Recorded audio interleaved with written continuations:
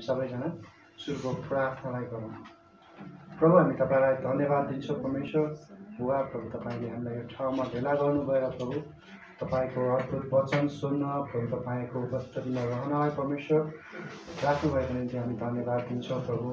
तपाईँको योजनामा प्रभु, तपाईँको उद्देश्यमा अनि तपाईँमा प्रभु रमाउनलाई प्रभु तपाईँले हामीलाई यो ठाउँमा राख्नुभएको छ प्रभु। हाम्रो हृदयमा बोल्नुहुने परमेश्वर तपाईँ हुनुहुन्छ प्रभु।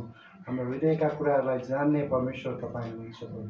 हामी तपाईँलाई पुकारा गर्दछौँ, तपाईँको खोजी गर्दछौँ प्रभु। तपाईँलाई प्रभु पुकार्दछौँ परमेश्वर। तपाईँ मात्र यस्तो परमेश्वर हुनुहुन्छ प्रभु। तपाईँ स्वर्गमा विराजमान हुनुहुन्छ, सारा सृष्टिका मालिक परमेश्वर बुवा। अनि तपाईँले सृष्टिलाई बनाउनु भयो प्रभुसँगै हामीलाई तपाईँले बनाउनु भयो तपाईँको महिमाको निम्ति, तपाईँको प्रशंसाको निम्ति प्रभु। अनि यो ठाउँबाट परमेश्वर तपाईँ उचालिनु भएको छ प्रभु। तपाईँको स्तुति भएको होस् प्रभु। न त बलले न त शक्तिले प्रभु भन्छ मेरो आत्माले प्रभु, मेरो हृदयको आत्माले परमेश्वर म तपाईँलाई पछ्याउन सकौँ। यो सङ्गति अवधिबाट परमेश्वर तपाईँ हाम्रो साथमा हुनुहोस्। जो जति आउनुभएको छ प्रभु, तपाईँले उहाँलाई चलाउनुहोस् प्रभु। तपाईँको वचन सुन्नलाई, तपाईँलाई प्रभु हृदयदेखि नै आदर दिनलाई प्रभु, आनन्दित भएर प्रभु सम्पूर्ण समयमा तपाईँको महिमा, तपाईँको भक्ति गर्नलाई परमेश्वर तपाईँले सहायता, अनुभव, आशिष अनि मद्दत गर्नुहोस् भन्दै माग्छौँ येशू प्रभुको नाममा, आमेन। आउनुहोस् हामी येशू ख्रीष्ट नै प्रभु हुन् भन्ने भजन गाएर सुरु गर्नेछौँ। येशू ख्रीष्ट नै प्रभु हुन्, सब पृथ्वीका प्रभु। येशू ख्रीष्ट नै प्रभु हुन्, सब पृथ्वीका प्रभु। एक मात्र ईश्वर राष्ट्रहरूमाथि, एक मात्र परमेश्वर। अरू नाउँमा छैन त्यो मुक्ति, येशू ख्रीष्ट नै सबका प्रभु। येशू ख्रीष्ट नै प्रभु हुन्, सब पृथ्वीका प्रभु।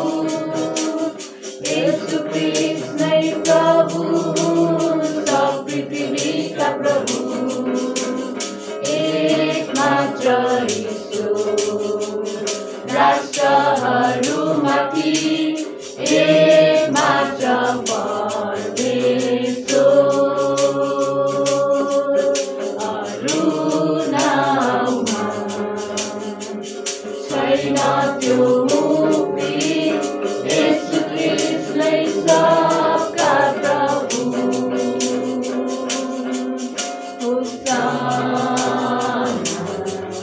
होसाना, होसाना येशू राजालाई।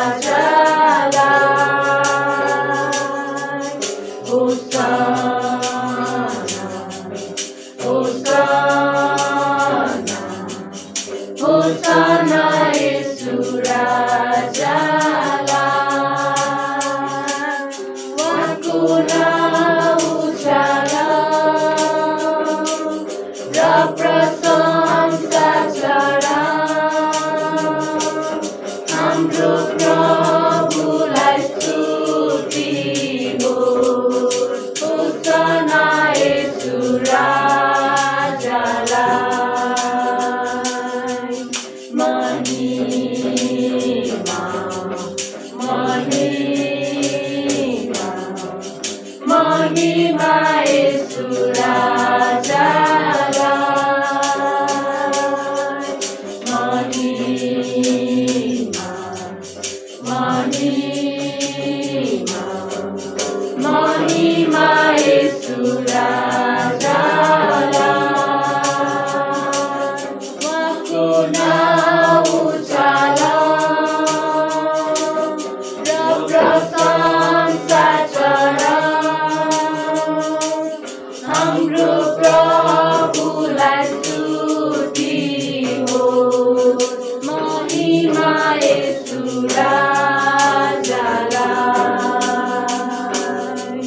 प्रशंसा, प्रशंसा, प्रशंसा येशू राजालाई।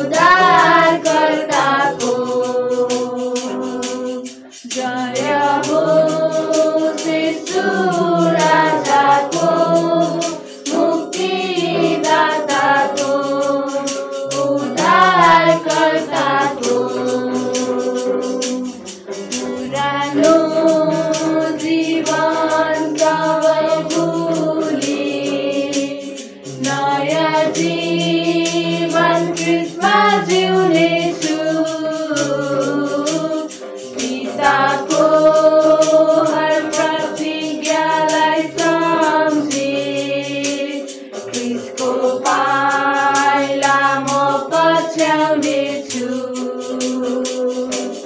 जय होस् येशू राजाको मुक्तिदाताको उद्धारकर्ताको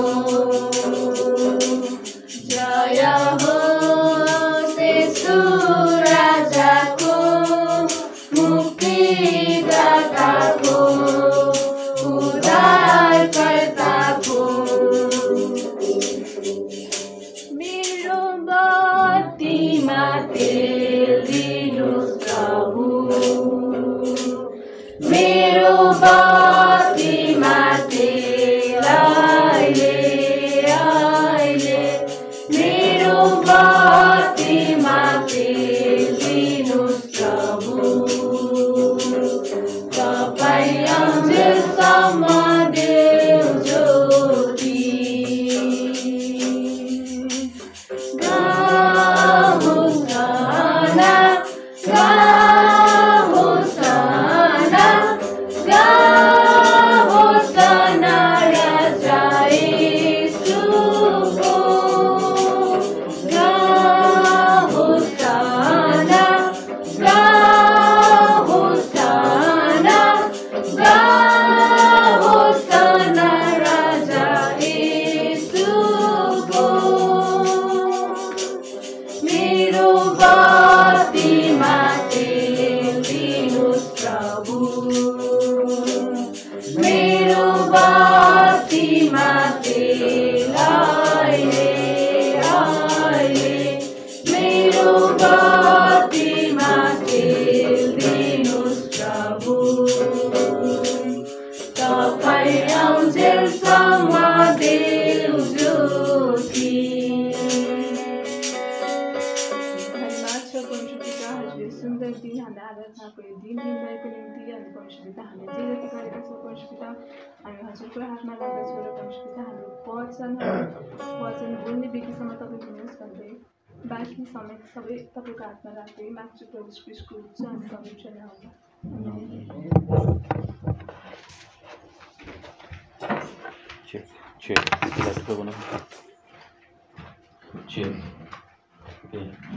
हुन्छ सबैलाई जय मसीह छ स्वागत छ अनि हामी भेटी उठाउनुभन्दा अगाडि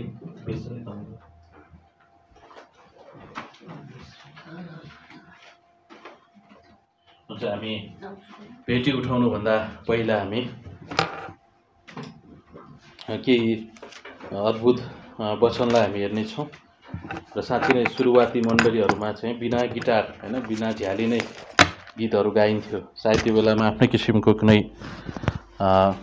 बाजागाजा त थियो होला ओके अनि अवश्य पनि हामीले हाम्रो अब अर्को पुस्तालाई सिकाइराख्नुपर्छ ताकि एकजना व्यक्ति नहुँदा र अरूले बजाउन सकोस् होइन अनि यो अद्भुत कुरा छ कि हामी यूहन्ना 3 अध्यायमा हामी जानेछौँ अनि आज पास्टर बुवाले यही खण्डबाट अद्भुत किसिमको वचन पेप्सी कोलामा प्रचार गर्नुभएको थियो र त्यसैसँग सम्बन्धित केही कुराहरू हामी यहाँ छेउ हेर्न सक्छौँ ओके मत्ती 3 अध्यायको 14 पद ओके 13 पद र 14 पदलाई हामी पढौँ अनि स्वर्गमा कोही मानिस उक्लिएको छैन केवल उनी जो स्वर्गबाट ओर्लिआएका छन् अर्थात् मानिसका पुत्र जो स्वर्गमा छन् अनि जसरी मूसाले उजाड स्थानमा साँपलाई उचाले त्यसरी नै मानिसका पुत्र पनि उचालिनुपर्छ यसैले कि उहाँमाथि विश्वास गर्ने कोही नष्ट नहोस् तर उसले अनन्त जीवन पाओस् किनभने परमेश्वरले संसारलाई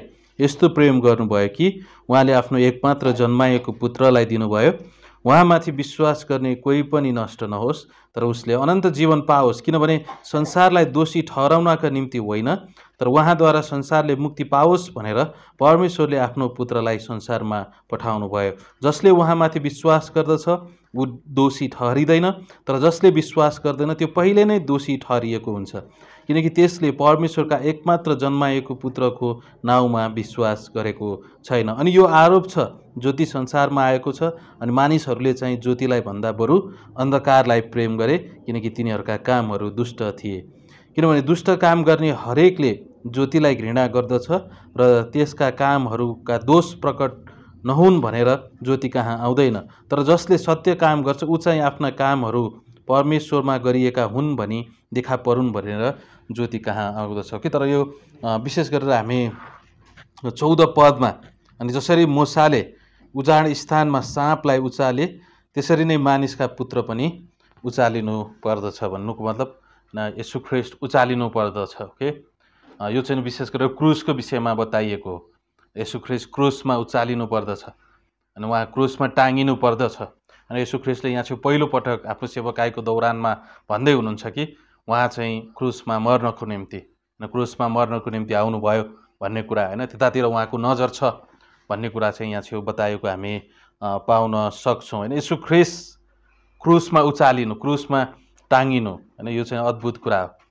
अनि साँच्चै नै त्यो क्रुसमा हामी अद्भुत किसिमको व्यक्तिलाई हामी देख्छौँ। त्यो क्रुस अब काठले बनेको थियो हुनसक्छ होइन, काठले अवश्य पनि काठले बनिएको क्रुसमा भन्दा पनि त्यो क्रुसमा टाँगिने व्यक्ति जो हुनुहुन्छ। अनि इतिहासमा हामी हेर्छौँ भने धेरै मानिसहरू क्रुसमा टाँगिए। विशेष गरेर त्यो समयमा अत्यन्तै कुख्यात अपराधीहरूलाई मात्र क्रुसमा सजाय गरिन्थ्यो। तर येशू ख्रीष्टको क्रुस चाहिँ अलग थियो, कारण त्यसमा को टाँगिनु भएको छ अनि त्यसपछि किन टाँगिनु भएको छ, अनि कसरी टाँगिनु भएको छ, कहिले टाँगिनु भएको छ, के हो त्यसको उद्देश्य अनि के हो त्यसको प्रभाव, अनि यो चाहिँ बुझ्न जरुरी छ। अनि जब हामी पहिलो कोरिन्थी 1 अध्याय हेर्छौँ भने विशेष गरेर 2 अध्यायको 1 देखि 6 पदसम्म पावलले भन्दछन् म क्रुसमा टाँगिएको येशू बाहेक होइन। एकचोटि जाउँ होइन त्यो पदमा पनि पहिलो कोरिन्थी 2 अध्यायको 2 पद, पहिलो कोरिन्थी 2 अध्यायको 2 पद, किनकि मैले तिमीहरूका बीचमा येशू ख्रीष्ट र उहाँ क्रुसमा टाँगिनु भएको कुरा बाहेक अरू केही कुरा नजान्ने निर्णय गरेको थिएँ। अब के भन्न खोजेको पावलले होइन, संसारमा धेरै कुराहरू मानिस जान्न चाहन्छन् नि त होइन। विशेष गरेर त्यो समयमा पावलको समयमा अहिलेका जति पनि दर्शनशास्त्रहरू छन् त्यतिखेरदेखि नै सुरु भएको थियो होइन। अझ पावल जन्मिनुभन्दा लगभग 300 BC-बाट ग्रिक सभ्यताको अनि यो दर्शनशास्त्रहरू फिलोसोफीहरू चाहिँ होइन अहिले ठुला कलेजहरूमा पनि पढाइने गरेको हामी पाउन सक्छौँ। तर यहाँ छेउ पावलले भन्दैछन् येशू ख्रीष्ट र उहाँ क्रुसमा टाँगिनु भएको कुरा बाहेक अरू केही कुरा नजान्ने निर्णय गरेको थिएँ। पावलले के भन्दैछन्, अब क्रुस बाहेक अरू म केही कुरा पनि जान्न चाहन्न, ख्रीष्ट र ख्रीष्ट टाँगिनु भएको क्रुस। अब किन पावलले त्यो कुराहरू गर्दैछन् त भन्नुको मतलब पावलले यो कुरा बुझेर यो कुरा बुझाउन चाहँदैछन् कि जुन परमेश्वरबाट उनले पाए कि क्रुसले मात्र मानिसलाई जीवन दिन सक्छ अथवा येशू ख्रीष्टले मात्र मानिसलाई जीवन दिन सक्छ। संसारको कुनै पनि शिक्षाले मानिसलाई केही मात्रामा ज्ञान दिन सक्ला, केही मात्रामा बुद्धि दिन सक्ला, तर संसारका शिक्षाहरूले त्यो ज्ञान र त्यो बुद्धि दिन सक्दैन जसले मानिसहरूलाई अनन्त जीवन दिन सक्छ। भन्नुको मतलब येशू ख्रीष्टले मात्रै मानिसलाई अनन्त जीवन दिन सक्नुहुन्छ। क्रुसले मात्रै, क्रुसमा टाँगिनु भएको ख्रीष्टले मात्रै, सिद्धिएको कार्यले, त्यो अनुग्रहले मात्रै मानिसहरूले अनन्त जीवन पाउँछन्। अनि पावलले भन्छन् अर्को कुनै शिक्षा छैन यस संसारमा। अनि ती दर्शनशास्त्रहरूले ठुला विद्याको कुरा गर्लान् अथवा बुद्धिमत्ताको कुरा गर्लान् अनि ठुला रहस्यका कुराहरू गर्लान्, तर उनीहरूले जतिसुकै ठुला कुरा गरे तापनि, जतिसुकै रहस्यका कुरा गरे तापनि, जतिसुकै ज्ञान बुद्धिका कुरा गरे तापनि ख्रीष्टको क्रुसले जसरी मानिसहरूलाई अनन्त जीवन दिन्छ त्यसरी अनन्त जीवन दिन सक्दैन। होइन जतिसुकै हामी स्कुलमा पढे पनि कि हाम्रो स्कुलको शिक्षाले हामीलाई अनन्त जीवन दिन्छ, अनि जतिसुकै हामीले कलेजमा पढे पनि कि कलेजको शिक्षाले हामीलाई अनन्त जीवन दिन्छ, जतिसुकै ठुला विश्वविद्यालयमा PhD डक्टरेट अथवा के हुनसक्छ, के ती कुराहरूले मानिसलाई अनन्त जीवन दिन्छ? त्यसो भने त पढेको मानिस कहिले पनि मर्न नपर्ने थियो नि त होइन।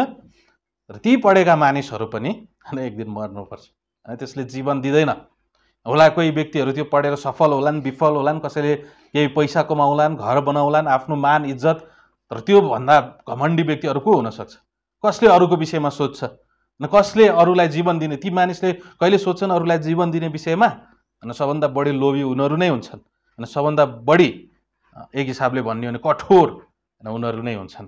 अनि पावलले भन्छन् तर ठ्याक्क त्यसको विरोधाभासमा म ख्रीष्ट र ख्रीष्टको क्रुस बाहेक, कारण किन? ख्रीष्टले मात्रै मानिसलाई अनन्त जीवन दिन सक्नुहुन्छ।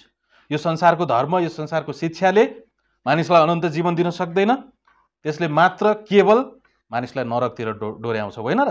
त्यसले दिँदैन। पावलले भन्दछन् क्रुसले मात्र, ख्रिस्टको क्रुसले मात्र, ख्रिस्टले येशू ख्रिस्टले क्रुसमा सिद्धाउनु भएको कार्यले मात्र मानिसहरूले अनन्त जीवन पाउँछन्। अनि जब पावलले यो कुराहरू थाहा पाउँछन् भने उनले भन्छन् वास्तवमै जबकि यो संसारमा जान्न सकिने धेरै कुराहरू छन्, प्राप्त गर्न सकिने धेरै कुराहरू छन्, हासिल गर्न सकिने धेरै कुराहरू छन्, अनि धेरै कुरामा, धेरै क्षेत्रमा धेरै अगाडि बढ्न सकिन्छ, तर त्योभन्दा सुन्दर कुरा, ती केही कुराले पनि मानिसलाई अनन्त जीवन दिँदैन, तर येशू ख्रिस्टको क्रुस र येशू ख्रिस्टले मात्र अनन्त जीवन दिनुहुन्छ। होइन, स्वर्ग र पृथ्वीमा अरू कुनै नाम दिएको छैन, प्रेरित 4:12, मात्र येशू ख्रिस्टको नाम, येशू ख्रिस्टको नाउँमा मात्रै मुक्ति छ, येशू ख्रिस्टको नाउँमा मात्रै जीवन छ। अनि पावलले बुझे कि येशू ख्रिस्ट क्रुसमा मर्नुभयो, अनि उहाँ त्यतिकै मर्नु भएन त्यो क्रुसमा, येशू ख्रिस्ट क्रुसमा टाँगिनु भयो, अनि उहाँ त्यतिकै टाँगिनु भएन त्यो क्रुसमा, येशू ख्रिस्टले आफ्नो रगत बगाउनु भयो, अनि येशू ख्रिस्टले त्यतिकै त्यो रगत बगाउनु भएन, अनि येशू ख्रिस्ट मर्नु भयो, अनि येशू ख्रिस्ट त्यतिकै मर्नु भएन, अनि येशू ख्रिस्ट चिहानमा गाडिनु भयो, उहाँ त्यतिकै गाडिनु भएन, येशू ख्रिस्ट बौरी उठ्नु भयो, उहाँ त्यतिकै बौरी उठ्नु भएन। भन्नुको मतलब के हो?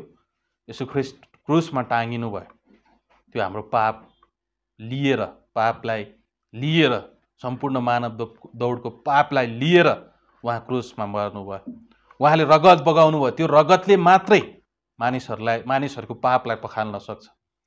कुनै बोका अथवा कुनै खसी अथवा अरू जुनसुकै जनावरले कसैको पाप हरण गर्न सक्दैन। येशू ख्रिस्टको रगतले मात्रै, येशू ख्रिस्टको रगतले मात्रै मानिसहरूको पापलाई पखाल्न सक्छ। येशू ख्रिस्टको रगतले मात्रै। अनि त्यो रगत जुन पाप रहित थियो, त्यो रगत जुन खोट रहित थियो, त्यो रगत जुनमा कुनै पाप थिएन, सबै मानिसहरूको रगतमा पाप छ, तर येशू ख्रिस्टको रगतमा पाप थिएन। त्यही भएर उहाँ कन्याबाट जन्मिनु भयो, कुनै पनि पुरुषको सहभागिता बिना नै, ताकि उहाँ संसारको मुक्तिदाता हुन सक्नु भएको होस् भनेर। अनि उहाँले त्यो बहुमूल्य रगत, खोट रहित, दोष रहित, दाग रहित रगत बगाउनु भयो। अब त्यो रगत मात्रै मानिसहरूको पाप पखाल्नको निम्ति अनि सम्भव छ। त्यो रगतले मात्रै मानिसहरूको पाप पखाल्न सक्छ। यदि तपाईँले हिब्रू 9 अध्याय र हिब्रूको पुस्तक पढ्नुभयो भने ख्रिस्टको रगतले होइन हाम्रो निम्ति के गर्यो भन्ने विषयमा, ख्रिस्टको बलिदानले हाम्रो निम्ति के सम्भव भयो भन्ने कुरा हिब्रूको पुस्तक, विशेष गरेर 9 अध्याय, 10 अध्याय अनि पुरै हिब्रूको पुस्तकले त्यो विषयमा प्रस्तुत गरेको हामी पाउन सक्छौँ। भनेपछि जब तपाईँ घरमा हुनुहुन्छ, दिनको 1 अध्याय अथवा 2 अध्याय अनि हिब्रूको पुस्तकलाई बिस्तारै पढ्नुहोस्, अनि तपाईँले थाहा हुनुहुन्छ कि येशू ख्रिस्ट सबभन्दा सर्वश्रेष्ठ हुनुहुन्छ र येशू ख्रिस्टको रगतले मानिसहरूको पापलाई पखाल्न सक्छ। अनि आज हामीले येशू ख्रिस्टमाथि विश्वास गरेका छन् अनि हाम्रो पाप पखालिएको छ। यसरी पखालिएको छ कि दाग रहित, खोट रहित, जसरी येशू ख्रिस्टको रगत छ त्यसरी नै अब हाम्रो जीवन भएको छ। जसरी येशू ख्रिस्टको रगत खोट रहित छ त्यसरी नै अब हाम्रो जीवन पनि खोट रहित भएको छ। अनि जुन सुन्दर कुरा हो, हाम्रो पाप क्षमा भएको छ अनि हाम्रो पाप पखालिएको छ, हामी पवित्र पारिएका छौँ। त्यही भएर अब हामी नरक जाँदैनौँ, त्यही भएर अब हामीले अनन्त जीवन गुमाउँदैनौँ, त्यही भएर अब हामी माथि कुनै पनि दुष्टताको शक्तिले, रूढिवादको शक्तिले हामी माथि हावी हुन सक्दैन, किनकि हामी येशू ख्रिस्टको रगतद्वारा पखालिएका मानिसहरू हौँ, येशू ख्रिस्टको रगतद्वारा पवित्र घोषणा गरिएका मानिसहरू हौँ। त्यही भएर अब हाम्रो भनौँ न सम्पूर्ण अनन्तको कुराहरू येशू ख्रिस्टमा लेखिएको छ। अनि उहाँ क्रुसमा त्यो रगत बगाउनु, उहाँ मर्नुभयो, अनि त्यसपछि उहाँ चिहानमा गाडिनु भयो। आज हाम्रो पाप कहाँ छ? त्यही चिहानमा छ होला, अथवा यस्तो ठाउँमा छ अनि जहाँ थियो कसैले अब हिसाब किताब गर्दैन, अब कसैले त्यो सम्झिराख्न पनि सक्दैन। त्यो ठाउँमा येशू ख्रिस्टले पुरा गरिदिनु भएको छ। अनि त्यति मात्र होइन, उहाँले मृत्युलाई पनि जित्नुभयो अथवा पुनरुत्थित हुनुभयो, बौरी उठ्नुभयो। भन्नुको मतलब के हो? मरेको मान्छे के भयो? बौरी। येशू ख्रिस्ट मर्नुभयो तर उहाँ मृत्युबाट पनि के हुनुभयो? बौरी उठ्नुभयो। वाह, यो चाहिँ अद्भुत कुरा होइन र? येशू ख्रिस्ट बौरी उठ्नुभयो, अद्भुत कुरा होइन र? त्यसको मतलब के हो? येशू ख्रिस्टले क्रुसमा जे हाम्रो, यदि उहाँ मरै भएको भए हामी कसरी विश्वास गर्न सक्थ्यौँ कि उहाँको जुन रगत हाम्रो पापको निम्ति, हाम्रो पापलाई पखाल्नको निम्ति, हामीलाई पवित्र पार्नको निम्ति जुन रगत बगेको थियो, त्यो रगतमा विजय कसरी घोषणा गर्न सकिन्थ्यो? कसरी हामी निर्धक्क हुन सक्थ्यौँ कि हाम्रो पाप पखालियो भनेर? तर येशू ख्रिस्टले मृत्युलाई पनि जित्नुभयो, उहाँ पुनरुत्थित हुनुभयो। भन्नुको मतलब उहाँले जे हाम्रो निम्ति गर्नुभयो त्यो चाहिँ पक्का गर्नुभयो। यदि उहाँ भएको भए उहाँ आफै पनि मर्नुभयो, उहाँ आफूले पनि मृत्युलाई जित्न सक्नु भएन, त के हामीले कसरी अब मृत्युमाथि जित्न सक्ने त? कसरी हाम्रो पाप पखालियो भन्ने कुराको सुनिश्चित हुने त? तर यीशु ख्रीष्ट बौरी उठ्नुभयो, त्यसको मतलब के हो? उहाँले रगत बगाउनु भयो हाम्रो पापको निम्ति, र यो पनि सुनिश्चित गर्नुभयो कि उहाँले सम्पूर्ण कुरामाथि विजय हासिल गर्नुभयो। अनि जे कुरा उहाँले क्रुसमा गर्नुभयो, उहाँको पुनरुत्थानले घोषणा गर्दछ कि त्यो कुरा भयो। वास्तवमा हाम्रो पाप पखालियो, कारण किन? यीशु ख्रीष्टले मृत्युलाई पनि जित्नुभयो। उहाँलाई मृत्युले रोकिराख्न सकेन, उहाँले त्यसलाई जित्नुभयो, विजय हुनुभयो, बौरी उठ्नुभयो, जिउनु भयो। भन्नुको मतलब के हो? अब यीशु ख्रीष्टमा हाम्रो पाप पखालिन सम्भव छ। यो कुरा चाहिँ होइन, आज हरेक विश्वासीले बुझ्न जरुरी छ। मेरो पाप यीशु ख्रीष्टमा क्षमा भएको छ। मेरो पापलाई यीशु ख्रीष्टले क्रुसमा बोकेर मर्नु भइसक्यो। उहाँ मृत्युलाई जितिसक्नुभयो। उहाँको रगतले मेरो पाप पखालिसकेको छ र उहाँले मृत्युलाई पनि जितिसक्नुभयो भने जे पनि कुरा उहाँले मलाई भन्नुभएको छ त्यसमा म सुनिश्चित हुन सक्छु, त्यसमा म ढुक्क हुन सक्छु। अनि यो चाहिँ हरेक विश्वासीले बुझ्न जरुरी छ। हुन्छ, हामी भेटी उठाउँछौँ कि प्रभु हामी धन्यवाद दिन्छौँ। यो भेटीमा तपाईँले आशिष दिनुहोस् र गीतहरूमा पनि आशिष दिनुहोस् माग्छौँ प्रभु यीशु ख्रीष्टको नाममा, आमेन। साँच्चै नै के गनाइरहेको छ है? यतातिर मरे मुसै मर्यो।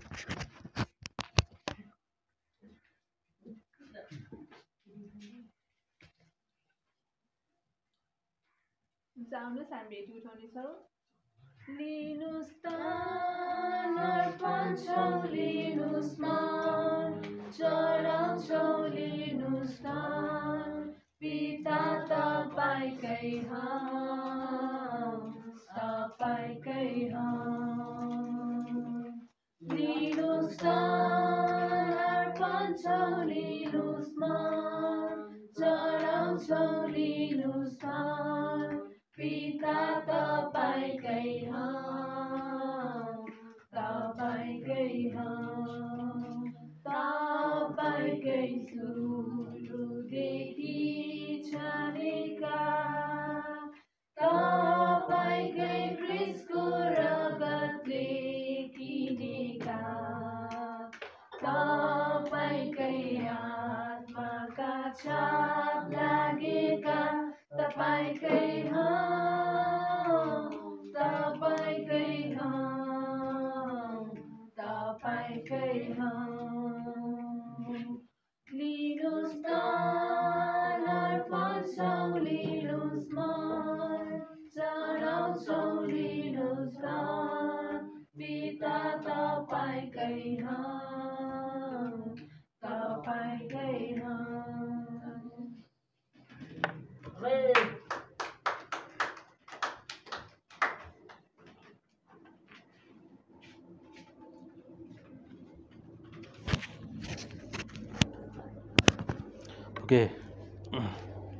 ओके हुन्छ, हाम्रो क्रिसमसको कार्यक्रमहरू नजिक छन्। अहिलेदेखि नै तयार भइराख्नु होला। भन्नुको अर्थ के हो? अहिलेदेखि नै तयार भइराख्नु होला कि क्रिसमस नजिक छ। हामी क्यारल गर्नेछौँ पहिलाको जस्तै यस ठाउँमा पनि, अनि त्यसपछि हामी पेप्सी खोलामा पनि हामी जानेछौँ। अहिलेदेखि नै प्रार्थना गरिराख्नु होला, अहिलेदेखि नै अलिअलि बचाइराख्नु होला, ताकि हामी त्यो दुइटै कार्यक्रमको निम्ति हामी सहभागी हुन सकौँ, आर्थिक रूपले पनि। हो कि अब हामीले एउटा राम्रो विषय अघि परिचय खण्डमा कोट्याएका छौँ, अब यसलाई हामी पुरा गरौँ है। यो राम्रो विषय होइन, यीशु ख्रीष्टले भन्नुहुन्छ मानिसको पुत्र उचालिन जरुरी छ। यो राम्रो, मलाई लाग्छ हामीले राम्रो शिक्षा सिक्नेछौँ आज।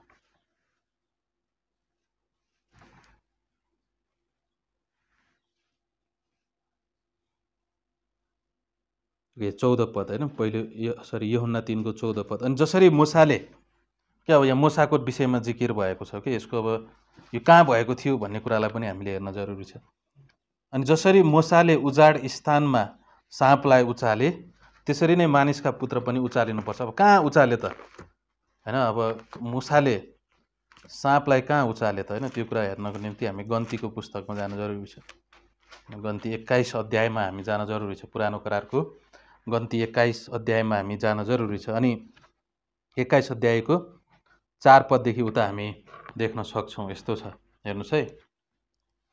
गन्ती 21 अध्यायको 4 पद।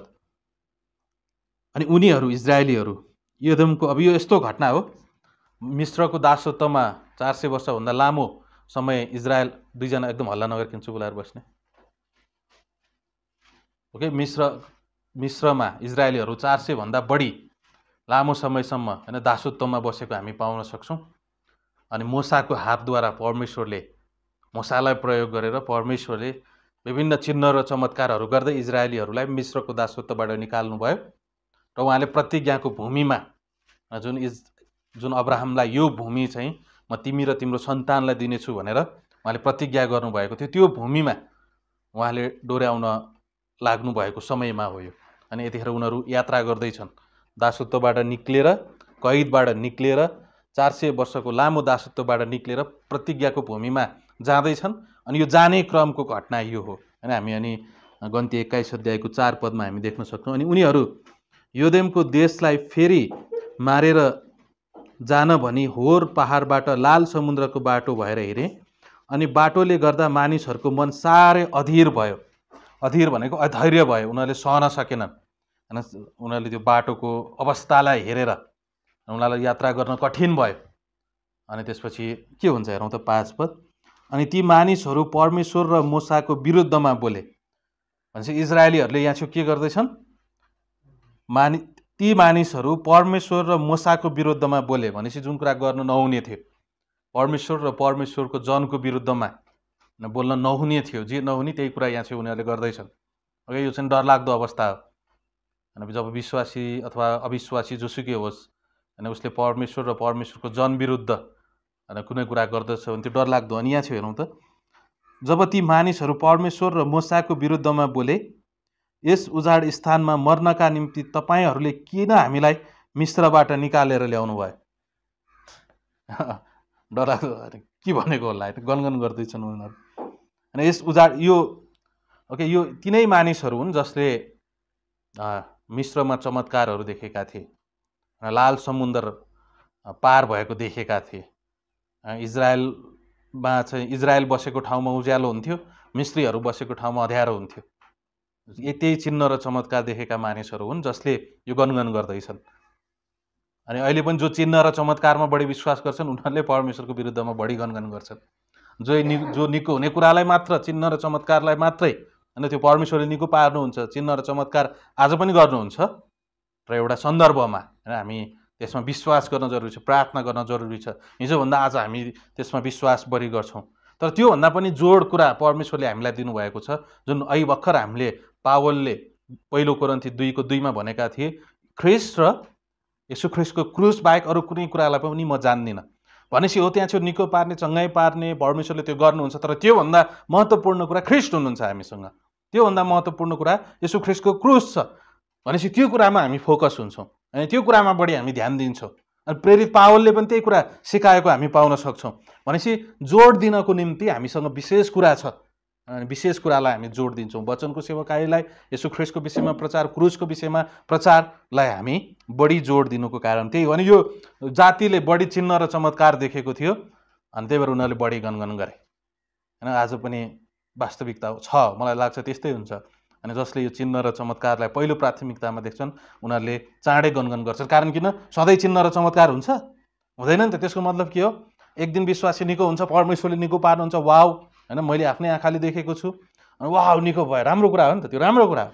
अनि अर्को दिन कुनै बिरामी आउँछ अनि निको भएन भने के त अनि परमेश्वर के गर्न खोजेर तपाईँले होइन। हामी खोइ त हाम्रो प्रार्थना, कोही निको भयो, अस्ति चाहिँ निको भएको थियो, आज चाहिँ निको भएन, अनि मानिसको हृदयमा के हुन्छ? गनगन सुरु हुन्छ। तर हामीले ख्रिस्ट र यसु ख्रिस्टको प्रचार गऱ्यौँ भने मानिसहरूले मुक्तिको बाटो देख्दछन्, उनीहरूले परमेश्वरलाई चिन्दछन्, जान्दछन्। त्यसैद्वारा परमेश्वरले आफैलाई प्रकट गर्नुभएको हामी देख्न सक्छौँ। अनि अब यी जातिले गनगन गर्दै भन्दैछन्, उनीहरूले कस्तो वाक्य प्रयोग गर्छन् होइन। गन्ती 21:5 तब ती मानिसहरू परमेश्वर र मूसाको विरुद्धमा बोले, यस उजाड स्थानमा मर्नका निम्ति तपाईँहरूले किन हामीलाई मिस्रबाट निकालेर ल्याउनु भयो? ओके, अब जब तपाईँले प्रस्थान 1 अध्याय 2 अध्याय पढ्नुहुन्छ भने, अहिले पल्टाउन जरुरी छैन, घरमा गएर पढ्नुहोस्। प्रस्थान 1, 2, 3 अध्याय हेर्छौँ भने यी जातिहरूले चिच्चाइरहेका थिए, प्रभु होइन हामीलाई मिस्त्रीहरूले दबाइरहेका छन् प्रभु भनेर उनीहरूको स्वर स्वर्गसम्म पुगेको थियो। स्वर्गको परमेश्वरले त्यो कुराहरू सुन्नुभएको थियो। अनि त्यही जातिलाई उहाँले प्रतिज्ञाको भूमितिर डोर्याउँदै हुनुहुन्छ। अनि यो कुरा हामी देख्न सक्छौँ। यस उजाड स्थानमा मर्नका निम्ति तपाईँले किन हामीलाई मिस्रबाट निकालेर ल्याउनु भयो? भनेपछि यो मूसालाई सुनाउँदैछन् अनि मूसालाई सुनाउनु भनेको परमेश्वरलाई सुनाउनु हो। ओके, परमेश्वरको जनको विरुद्धमा गनगन गर्नु भनेको परमेश्वरको विरुद्धमा गनगन गर्नु हो कि हामीले यो कुरालाई बुझ्न जरुरी छ। यस उजाड स्थानमा मर्नका निम्ति तपाईँहरूले किन हामीलाई मिस्रबाट निकालेर ल्याउनु भयो? किनकि यहाँ न रोटी छ न पानी, अनि हाम्रो प्राणले यस तुच्छ भोजनलाई घृणा गर्छ। न रोटी छ न पानी भनेपछि उजाड स्थानमा अवश्य पनि परमेश्वरले भोकै राख्नु भएको थिएन। अनि सायद योभन्दा अगाडि परमेश्वरले धेरैचोटि जुटाइसक्नु भयो, अनि उहाँले पानी पनि जुटाइसक्नु भयो, उहाँले खानेकुरा पनि जुटाइराख्नु भएको थियो। र पनि उनीहरूले प्रार्थना गर्नुको सट्टा यदि त्यहाँ साँच्चै नै रोटी छैन, साँच्चै नै पानी छैन भने परमेश्वरले योभन्दा अगाडि जुटाउनु भएको थियो भने अहिले पनि जुटाउनुहुन्छ। अनि यदि हामी परमेश्वरको योजनामा छौँ भने परमेश्वरले प्रबन्ध पनि गर्नुहुन्छ, भनेपछि जुटाउनुहुन्छ भनेर यो विश्वास गरेर उनीहरूले राम्रोसँग मूसासँग गएर कुरा गर्न सक्थे। मूसा, न पानी छैन, रोटी छैन, हामी भोगाइरहेका छौँ, परमेश्वरलाई गएर भनिदिनुहोस् अथवा केही गर्नुहोस् भने राम्रो उनीहरूले प्रार्थनाद्वारा होइन राम्रोसँग उनीहरूले भन्न सक्थे। तर त्यो देख्दैनौँ होइन, उनीहरू अझ यहाँ गनगने भएको हामी देख्न सक्छौँ। अनि परमेश्वर र मूसाको विरुद्धमा बोलेको हामी पाउन सक्छौँ। यस उजाड स्थानमा मर्नका निम्ति तपाईँहरूले किन हामीलाई मिस्रबाट निकालेर ल्याउनु भयो? किनकि यहाँ न रोटी छ न पानी। रोटी र पानी नै जिन्दगी हो त कि रोटी र खानु पिउनु नै जिन्दगी हो त? नयाँ करारले भन्दछ खानु र पिउनु मात्रै परमेश्वरको राज्य होइन। होइन, त्यहाँ चाहिँ खाने र पिउने भन्दा माथिको कुरा छ। होइन, जस्तो पास्टर स्यालरले एउटा उदाहरण दिनुहुन्छ, दुई तले घरमा के हुन्छ? यो त एक तला मात्र छ, तर हामीलाई थाहा छैन, दुई तले घरमा माथि पनि कोठाहरू छ। अनि कतिपय मानिसहरू छन् एक तल्लामै जिउँछन् होइन, यो पहिलो तल्लामा, उनीहरू कहिले पनि दोस्रो तल्लामा आफ्नो शिर उठाएर हेर्दैनन्। अनि यही कोठामा बसेर खानु पिउनु लाउनु होइन, यही कोठाको जिन्दगी चाहिँ उनीहरूमा व्यस्त हुन्छन्। अब दोस्रो कोठामा चाहिँ माथि चाहिँ परमेश्वर हुनुहुन्छ। यदि उनीहरूले यो पहिलो तल्लाबाट अलिकति टाउको यसरी उठाएर माथि हेर्ने हो भने त्यहाँ छेउ परमेश्वरलाई देख्छन्, त्यहाँ छेउ यसु ख्रिस्टलाई देख्छन्, त्यहाँ छेउ परमेश्वरको योजना यसु ख्रिस्टलाई, परमेश्वरको मार्गनिर्देशनलाई उनीहरूले देख्दछन्। तर भनौँ न अधिकांश अविश्वासीहरू अथवा सबै अविश्वासीहरू एउटा समयमा अवश्य पनि उनीहरूले यसु ख्रिस्टलाई विश्वास गर्छन्, तीमध्ये धेरै अविश्वासीहरूले। तर यही जिन्दगी होइन, यही कोठाको जिन्दगीमा उनीहरू रमाउँछ। उनीहरूको निम्ति यही कोठा नै जिन्दगी हो। भन्नुको मतलब यही देखिने कुराहरू, यही संसारकै कुराहरू होइन, खानु पिउनु, पैसा कमाउनु, मान इज्जत गर्नु, रमाइलो गर्नु, मोज मजा गर्नु, सफल हुन खोज्नु, अथवा अरू कोही डिप्रेसन हुन्छन्, कोही दुःख पाउँछन् त्यो कारणले। अनि उनीहरूले सफलताको सपना देख्छन्, अनि त्यो सपना पुरा भयो भने उनीहरू रमाउँछन्। अनि सबैको सपना पुरा हुँदैन, नभएकाहरू चाहिँ बिस्तारै के गर्छन्, लागु औसतमा, डिप्रेसनमा, निराशामा उनीहरू जिउन थाल्छन्। अनि उनीहरूको निम्ति जिन्दगी भनेको के हो? यही खानु पिउने नै हो। तर हामीले चाहिँ विश्वासीले पनि सम्भव छ हो, हामीले मुक्ति पाएका छौँ, यस हामीले मुक्ति पाएका छौँ, हामीसँग अनन्त जीवन छ, यस हामीसँग अनन्त जीवन छ। तर कहिलेकाहीँ विश्वासी पनि अनन्त जीवन पाएको र नरक नजाने स्वर्ग जाने मानिस पनि पहिलो तल्लामै रुमलिरहन पनि सक्छ, पहिल्यै तल्लामा रुमलिरहन सक्छ। अनि उसले भन्छ खानु पिउनु नै जिन्दगी हो। मैले धेरै विश्वासीहरू देखेको छु जसलाई जुन तरिकाको चाख होइन आत्मिक कुराहरूप्रति हुनुपर्ने हो त्यो नभएको पाइन्छ, सेलाएको भनौँ न। अनि तर हामीले हाम्रो शिरलाई उठाएर दोस्रो तल्ला, हो म यहाँ छु काम गर्दैछु, हो म यहाँ छु जागिर गर्दैछु, हो म यहाँ छु मेरो परिवारलाई पाल्दैछु, सुन्दर कुरा। वास्तवमै त्यो सुन्दर कुरा यदि हामी त्यसमा इमान्दार भयौँ भने परमेश्वरले हामीलाई त्यसकै इनाम दिनुहुन्छ। तर सँगै फेरि दैनिक जीवनमा दोस्रो तल्लामा हेरेको उहाँ चाहनुहुन्छ। दोस्रो तल्लामा अलिकति उचालेर हेर्ने हो भने, टाउको उचालेर हेर्ने हो भने के देखिन्छ? परमेश्वरका कुराहरू। म यो पृथ्वीमा रहेछु, म त्यत्तिकै रहेनछु, मलाई त परमेश्वरले पो बनाउनु भएको रहेछ। हेर्नुहोस् त, परमेश्वरले नबनाउनु भएको भए हामी यहाँ चाहिँ हुन्थ्यौँ। अनि आज हामी पेप्सी कोलामा पनि यही कुरा गर्दैथ्यौँ। यदि परमेश्वरले आफ्नो सार्वभौमिकतामा, सर्वज्ञानितामा, सर्वशक्तिमानतामा, प्रेममा, अनुग्रहमा, दयामा, कृपामा अपरिवर्तनीय परमेश्वरले अनन्तमा आफ्नो सम्पूर्ण गुणहरू अभ्यास गर्ने परमेश्वरले अनन्तमा यो निर्णय गर्नुभएको थियो कि म मानिसहरूलाई बनाउँछु मेरै स्वरूपमा, मानिसहरूलाई बनाउँछु हाम्रै स्वरूपमा, परमेश्वरकै स्वरूपमा भनेर परमेश्वरले निर्णय गर्नुभएको थियो। र उहाँले सृष्टि गर्नुभयो, जस कारणले तपाईँ हामी यस ठाउँमा छौँ। यदि उहाँले सृष्टि नगर्नु भएको भए हुने थिएन, हुन्थ्यौँ। यदि यो मोबाइल मानिसले नबनाएको भए यो मोबाइल हुन्थ्यो? कतिजनाले भन्नुहुन्छ हुने थिएन। त्यसरी नै परमेश्वरले यदि यो संसार नबनाउनु भएको भए हुने थिएन। यदि उहाँले तपाईँ हामीलाई नबनाउनु भएको भए हुने थिएनौँ हामी। अनि त्यही भएर हाम्रो हृदयमा होइन कहिलेकाहीँ एकदम गहन भएर होइन यो अविश्वासीहरूको निम्ति अत्यन्तै वास्तविकता हो। जब हामी गहन भएर सोध्छौँ, गहन पनि हुनु पर्दैन, अथवा साधारण रूपमा हामी सोध्छौँ म कहाँबाट आएँ, यही एउटा प्रश्नले मलाई परमेश्वरतिर डोर्याउँछ। म कहाँबाट आएँ, म त्यत्तिकै छु त यो संसारमा, किन म कुकुर जस्तो भएन? होइन, कुकुरले त सोच्न सक्दैन नि त। उसले त यसरी मैले जस्तो अगाडि आएर प्रचार गर्न सक्छ, अनि कुकुरले त्यहाँ बसेर मैले भनेको कुरा बुझ्न सक्दैन नि त। यो त मानिस जो परमेश्वरको स्वरूपमा बनाइएको छ, समानतामा बनाइएको छ, उत्पत्ति 1:26 र 27 अनुसार त्यही मानिसले त बुझ्न सक्छ। अनि किन म सोच्न सक्छु त म कहाँबाट आएँ अनि म कहाँ जाँदैछु त? यति नै हो त जिन्दगी, यति नै हो त जीवन? अनि सोच्न सक्ने क्षमता उहाँले दिनुभएको छ। अनि यो वरिपरि उहाँले व्यर्थता दिनुभएको छ। अनि यो व्यर्थतालाई म सोध्छु, यो व्यर्थताको विषयमा देख्छु भने र म भित्र भएको सोच्ने शक्तिलाई म प्रयोग गर्छु भने अनि म यो निष्कर्षमा पुग्छु कि कसै न कसैले मलाई बनाएको हो, कहीँ न कहीँबाट आएको हो। जसरी यो मोबाइल बनाउने मानिस कहीँ छ, जसरी यो भवन बनाउने मानिस कहीँ छ, यो कुर्सी बनाउने मानिस कहीँ छ, अनि बाटोमा एउटा चित्रकारले एउटा चित्र बनाएर राखेको छ भने तपाईँले के बुझ्नुहुन्छ त्यो चित्र हेरेर? त्यतिकै आयो, यी कसै न कसैले बनाएको छ। जब तपाईँले चित्र हेर्नुहुन्छ भने तपाईँले थाहा पाउनुहुन्छ कि यो चित्र कसै न कसैले बनाएको हो। चित्रकार छ, नत्र भने कसरी हुन्छ त्यो? होइन, बुझ्नुभयो मैले भन्न खोजेको? हामी चित्र देख्छौँ भने यो चित्र बनाउने कोही न कोही छ भने जस्तै, जबकि त्यो चित्र बनाउनेलाई त्यो हेर्ने व्यक्तिले कहिले पनि नदेखेको होला, त्यो चित्र बनाउने व्यक्तिको नाम पनि थाहा नहोला, तर चित्र देखेपछि थाहा पाउन सक्छ कि त्यहाँ छेउ चित्र बनाउने कोही छ। भनेपछि जब हामी यो सम्पूर्ण कुरालाई हेर्छौँ भने यो सम्पूर्ण कुरालाई बनाउने परमेश्वर हुनुहुन्छ।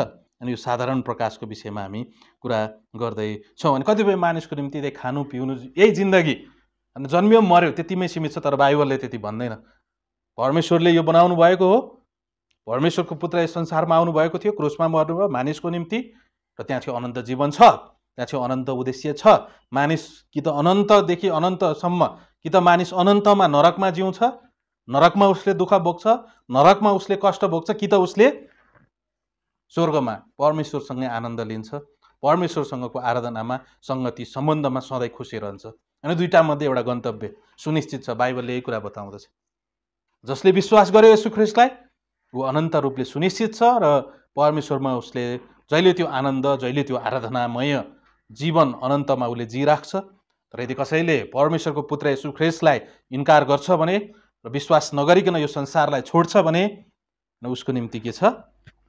यो होइन बाइबलमा एउटा सुन्दर पद छ। अघि हामी गन्ती 21 अध्यायमा आउनेछौँ, तर भर्खरै भनेको कुरालाई वचनमा छ भन्ने कुरा म देखाउन चाहन्छु। अनि अघि हामीले पल्टाकै यूहन्ना 3 अध्यायको 18 पदमा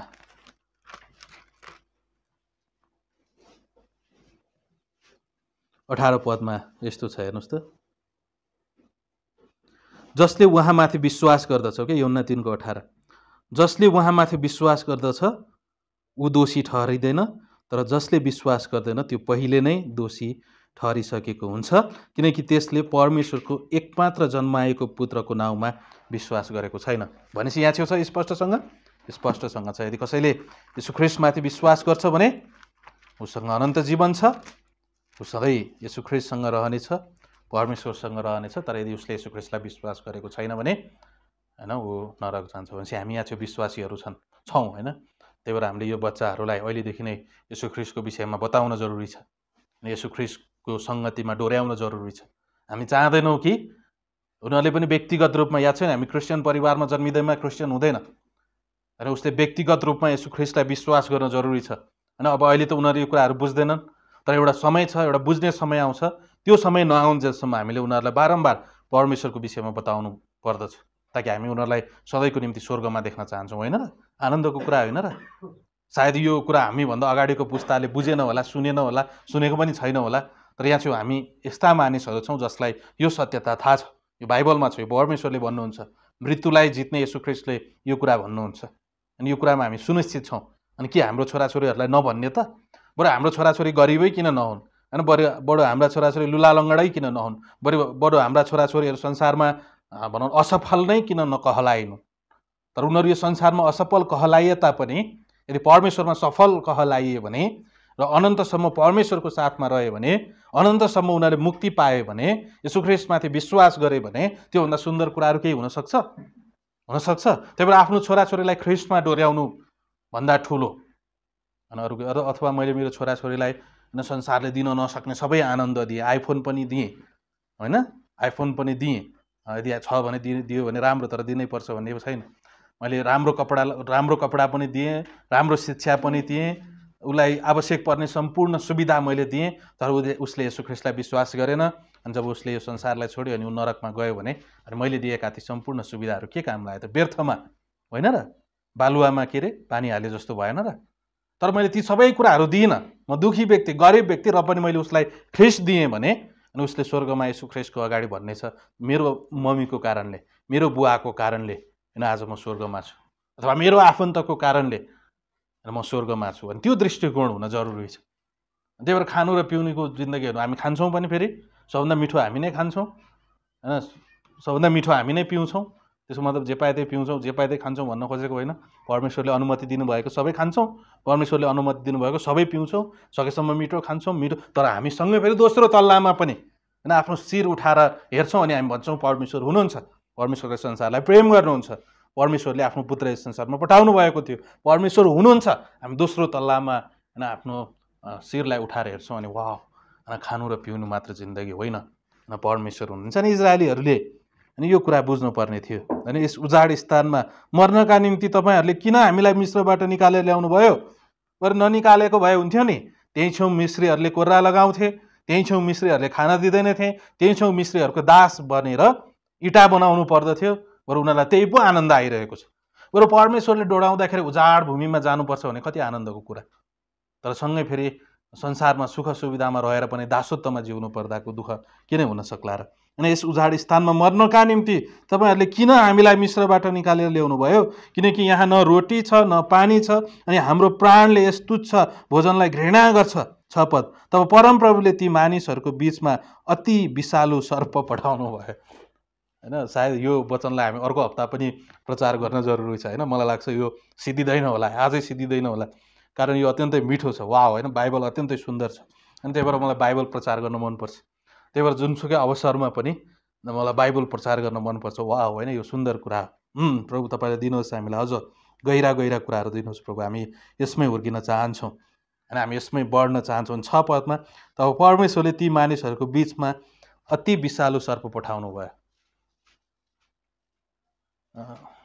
हामी स्वतन्त्र छौँ, होइन, स्वतन्त्र छौँ, थाहा छ नि, स्वतन्त्र छौँ, थाहा छ, हामी स्वतन्त्र छौँ, स्वतन्त्र छौँ। स्वतन्त्रताको अर्थ थाहा छ, होइन? परमेश्वरले स्वतन्त्रता दिनुभएको कारणले होइन हामी रोबोट हौँ, होइन नि त? यो हामी टिभी जस्तो हौँ, रिमोटले चलाएको मानिसहरू हौँ। टिभीमा त च्यानल चेन्ज भनेर प्लस थिच्यो भने माथि जान्छ, माइनस थिच्यो भने तल जान्छ। हामीले जस्तो मन लाग्यो त्यस्तै चल्छ। यो घडीलाई पछाडिबाट सुई घुमायो भने हामीले जति बज्यो बनाउनु मन लाग्यो त्यति नै बज्छ नि, होइन? अनि यो त मिसिनहरू हुन्। परमेश्वरले हामीलाई मिसिन जस्तो बनाउनु भयो? भएन नि त। उहाँले स्वतन्त्र इच्छा दिनुभएको छ। आज किन मानिसहरूले परमेश्वरलाई हपार्न पनि सक्छन्, परमेश्वरको विरोध पनि गर्न सक्छन्? कारण परमेश्वरले स्वतन्त्र इच्छा दिनुभयो। अथवा मानिसहरूले किन परमेश्वरको आराधना गर्न सक्छन्? कारण उहाँले स्वतन्त्र इच्छा दिनुभयो। अब यो स्वतन्त्र इच्छा हामी सही कुरा परमेश्वरको कुरा छनौट गर्छौँ कि अथवा आफ्नै कुरा छनौट गर्छौँ? परमेश्वरको कुरा छनौट गऱ्यो भने अनन्तसम्म इनाम, अनन्तसम्म मुक्ति, अनन्तसम्म खुसी। यदि हामी आफ्नै छनौट गर्छौँ भने, यदि परमेश्वरको इच्छा हाम्रो जीवनमा पुरा भएन भने, र यदि हाम्रो इच्छा हाम्रो जीवनमा पुरा भयो भने, अघि मैले भने जस्तै स्वर्ग र नरकको फरक छ। तर म मेरो इच्छा परमेश्वरमा सुम्पिन्छु भने, परमेश्वरको मातहतमा आफैलाई राख्छु भने, त्यो चाहिँ सुन्दर कुरा। अब यहाँ स्वतन्त्र इच्छा भन्ने कुरा कसरी आयो त? इजरायलीहरू गनगन गर्न स्वतन्त्र छन्, अनि उनीहरूलाई मुसाले मुख थुनिदिन सक्दैनन्। बोलिएन, परमेश्वरको विरुद्धमा नबोल भनेर मुख थुनिदिन सक्छन्, स्वतन्त्र छ मानिसहरू। परमेश्वरले स्वतन्त्र, उनीहरू परमेश्वरलाई गाली गर्न सक्छन्, उनीहरू परमेश्वरको विषयमा, परमेश्वर र परमेश्वरको जनको विषयमा जे पनि गर्नु। पाप गर्न मानिसहरू स्वतन्त्र छन्। तपाईँहरू पाप गर्न स्वतन्त्र हुनुहुन्छ। यदि पाप गर्न चाहनुहुन्छ भने गर्नुहोस्, तर परमेश्वरले भन्नुहुन्छ पाप नगर। स्वतन्त्र छ। हामी कसैलाई पाप नगर भनेर भन्न सक्छौँ? हामी राम्रो सल्लाह दिन सक्लौँ, तर जबरजस्ती हामी यो राम्रो कुरा हो यसमै गर भनेर हामी भन्न सक्दैनौँ। परमेश्वरले मानिसहरूलाई स्वतन्त्र इच्छा दिनुभएको छ। अनि परमेश्वरले त्यो स्वतन्त्र इच्छा चाहिँ परमेश्वरको प्रेमलाई स्वीकार गर्नको निम्ति होइन, एउटा रोबोटले म तिमीलाई प्रेम गर्छु भन रोबोट, अनि रोबोटले म तिमीलाई प्रेम गर्छु, प्रेम भयो? त्यस्तो प्रेम मान्नुहुन्छ? तर दुईजना स्वतन्त्र व्यक्ति म तिमीलाई प्रेम गर्छु अनि उसले म पनि तिमीलाई प्रेम गर्छु। हेर्नुहोस् त, एउटा स्वतन्त्र व्यक्तिले प्रेम गर्यो भने, अनि त्यही भएर स्वतन्त्र इच्छा कति सुन्दर छ। अब यो स्वतन्त्र इच्छाले हामी हाम्रो इच्छाले परमेश्वरको प्रेमलाई स्वीकार गरौँ, परमेश्वरको प्रस्तावलाई स्वीकार गरौँ भनेर परमेश्वरले बनाउनु भने अर्को अवधारणा भनेको आराधना। अनि एउटा रोबोटलाई मैले भने रोबोट मेरो आराधना गर, अनि उसले हजुर गणेश तपाईँ नै मालिक हुनुहुन्छ, तपाईँ नै मेरो परमेश्वर हुनुहुन्छ, अनि मैले आराधना पाएँ। सुन्दर देखियो? देखेन नि त? तर एउटा स्वतन्त्र प्राणीले वाह प्रभु तपाईँ नै प्रभु हुनुहुन्छ, तपाईँ नै परमेश्वर हुनुहुन्छ, तपाईँ नै मेरो निम्ति क्रुसमा टाँगिनु भयो, तपाईँ नै बौरी उठ्नुभयो, प्रभु तपाईँ नै हुनुहुन्छ भने जब उसले निहुरिन्छ भने होइन आराधना कति सुन्दर हुन्छ। भनेपछि त्यो उद्देश्यका साथ अनि परमेश्वरले मानिसलाई स्वतन्त्र इच्छा दिनुभएको छ। अनि मानिसले होइन पापलाई छनौट गर्यो, अनि हामी पनि केलाई छनौट गर्छौँ? अनि उसले पापलाई छनौट गर्यो। अनि मानिसहरू छनौट गर्न स्वतन्त्र छन्, स्वतन्त्र छन्। हामी कसैलाई मलाई पनि बाँध्नुहुन्न परमेश्वरले, तपाईँलाई मात्र होइन मलाई पनि, हामीलाई कसैलाई होइन बाँध्न सक्दैन। जस्तो हामी यहाँ हरेक सङ्गतिमा आउँ भनेर मानिसलाई जबरजस्ती गर्न सक्छौँ? सक्दैनौँ नि त। होइन परमेश्वरले मानिसहरूलाई स्वतन्त्र इच्छा दिनुभएको छ। त्यो चाहिँ सुन्दर कुरा हो। वाउ, धन्यवाद प्रभु तपाईँले यो स्वतन्त्र इच्छा दिनुभएको निम्ति। हामी स्वतन्त्र इच्छाले पाप गर्ने छनौट गर्न सक्छौँ, तर नतिजा हाम्रो बसमा छैन। पापको नतिजा हाम्रो बसमा छैन। तिमीहरू इजरायलीहरू परमेश्वरको जन मोसा र परमेश्वरको विरुद्ध गनगन गर्न सक्छौ, तर त्यहाँ थियो विषालु साँप परमेश्वरले पठाउनुहुन्छ, जसले जे छर्छ त्यही कटनी गर्छ। गलाती 6 अध्याय। जसले जे छर्छ त्यही कटनी गर्छ। भन्नुको मतलब के हो? गहुँ रोप्ने मान्छेले के कटनी गर्छ? धान हो र होइन? गहुँ नै। पवित्रता रोप्ने व्यक्तिले के कटनी गर्छ? पवित्रता। पापलाई रोप्ने व्यक्तिले, छर्ने व्यक्तिले केलाई कटनी गर्छ? पापलाई नै। अब हामी अरू सबै कुरामा यसलाई व्यवहारिक बनाउन सक्छौँ। अनि यहाँ चाहिँ उनीहरूले हो गनगन गर्नको निम्ति स्वतन्त्र छन्। परमेश्वरको जन र परमेश्वरको विरुद्ध बोल्न उनीहरू स्वतन्त्र छन्। मानिसहरू आज पाप गर्न स्वतन्त्र छन्, तर नतिजा परमेश्वरको हातमा छ। कतिपय कुराहरू स्वचालित रूपले मानिसहरूले पापको नतिजा पाउँछन् भने अनि विषालु सर्पको सामना त उनीहरूले गर्नै पर्छ। नतिजा याद गरौँ। नतिजा यो चाहिँ अन्तिममा जतिसुकै मानिसहरूले परमेश्वरको विरुद्धमा बोले पनि फिलिपी 2 अध्यायको 1 देखि 8-9 सम्म ठ्याक्कै भन्नु 10 पद होइन, सबै घुँडाहरू के हुनुपर्नेछ? टेक्नै पर्नेछ। चाहेर पनि नचाहेर पनि सबै घुँडाहरू टेक्नै पर्नेछ, टेक्नै पर्नेछ, टेक्नै पर्नेछ। होइन अहिले क्रिस्चियनहरूलाई सताउने व्यक्तिहरू टेक्नै पर्छ। अहिले मण्डलीलाई देखि नसक्ने मानिसहरू टेक्नै पर्छ। अहिले क्रिस्चियनहरूलाई सताउने शासकहरू टेक्नै पर्छ।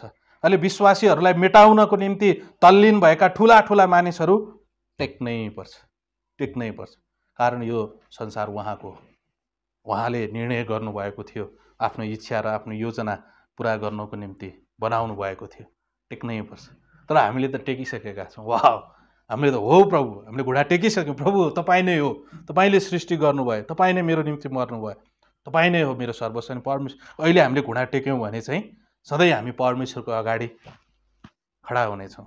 तर अहिले हामीले घुँडा टेकेनौँ, त्यो समयमा घुँडा टेक्नु पर्यो भने चाहिँ नरक होइन।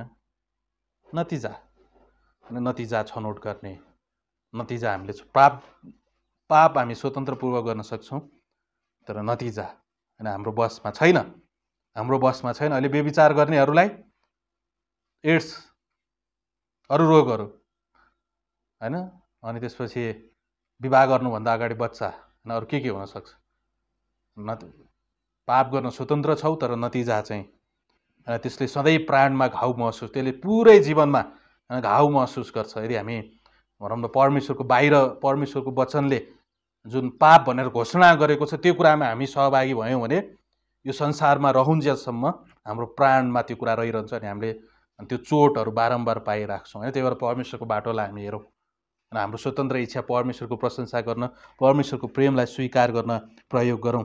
अनि यहाँ छेउ परमेश्वरले पनि विषालु साँपहरू पठाइदिनुहुन्छ। तब परमप्रभुले ती मानिसहरूको बिचमा अति विषालु सर्पहरू पठाउनु भयो र तिनीहरूले ती मानिसहरूलाई डसे अनि इजरायलका धेरै मानिसहरू मरे।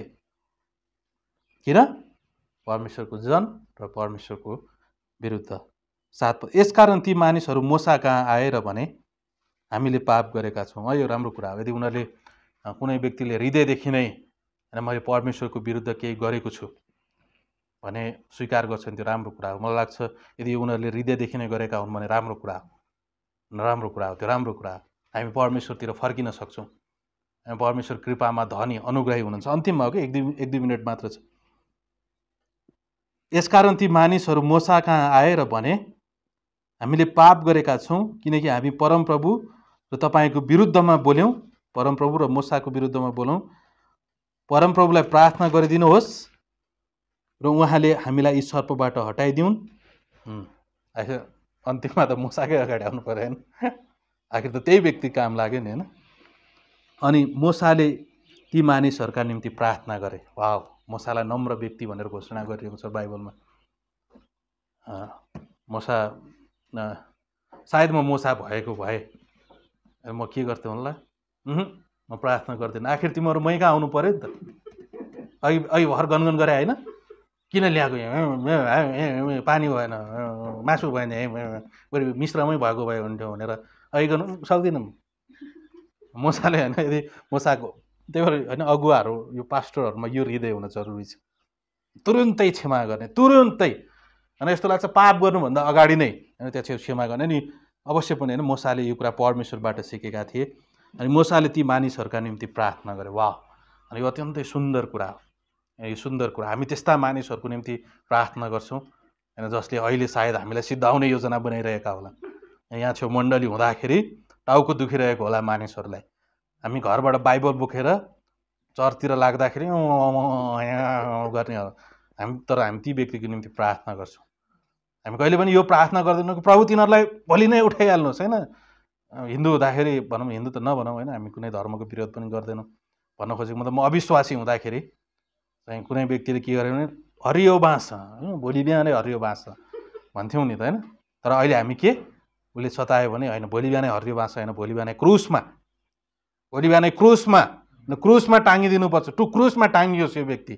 अनि यो व्यक्तिले अहिले सताउँछ, क्रुसमा टाँगियोस् होइन। गलाती 2:20 पावलले भन्छन् म ख्रिससँगै क्रुसमा टाँगिएको छु। त्यो व्यक्ति क्रुसमा टाँगियोस्, बाँसमा होइन क्रुसमा, यसु ख्रिस्टमा उसले विश्वास गर्योस् भनेर हामी प्रार्थना गर्न सक्छौँ। अनि दैनिक जीवनमा हामी विश्वासीहरू पनि होइन एकअर्काको विरुद्धको तितोपना नराखौँ। मोसाको जस्तै हृदय हामी बनाऊ। यदि कुनै समयमा कुनै विश्वासीले हामीलाई चोट पुऱ्याएको थियो भने बिर्सिदिउँ, त्यो कुरा बिर्स्यौँ। हरेक दिन उहाँको कृपा नयाँ हुन्छ।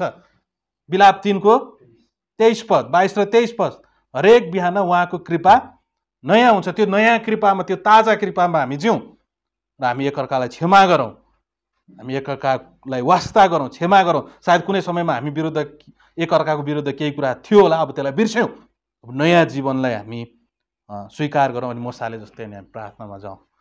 त्यसपछि बाँकी कुराहरू हामी अर्को हप्ता हेर्नेछौँ। प्रभु हामी धन्यवाद दिन्छौँ यो समयलाई, सम्पूर्ण कुरा तपाईँको हातमा राख्छौँ र माग्छौँ प्यारो प्रभु येशू ख्रिस्टको नाउँमा, आमेन। जय मसीह। सक्यो सङ्गति, जय मसीह।